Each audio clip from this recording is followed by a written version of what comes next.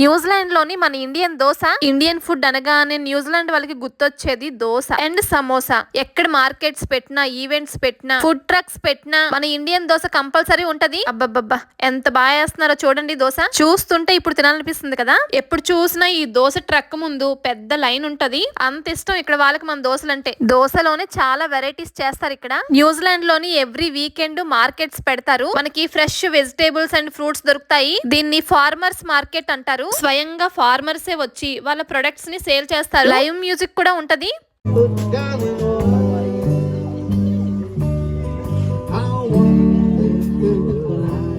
చాలా బాగా పాడుతున్నారు. నీకేం అర్థమైంది అక్క అని మాత్రం అడగండి. రకరకాల ఫ్లవర్స్ కూడా దొరుకుతాయి. దీంతో మంచిగా బొకేలు తయారు చేసి ప్రెజెంట్ చేస్తూ ఉంటారు. అసలు ఈ మార్కెట్ లో ఏమేమి ఉంటాయో అన్ని ఒక లాంగ్ వీడియో చేశాను. డిస్క్రిప్షన్ లో లింక్ ఇచ్చాను, చూడండి. చాలా బాగుంటది. న్యూజిలాండ్ లో మంచి మంచి ప్లేసెస్ చూద్దాం. ఛానల్ సబ్స్క్రైబ్ చేసుకోండి. ఉంటాను.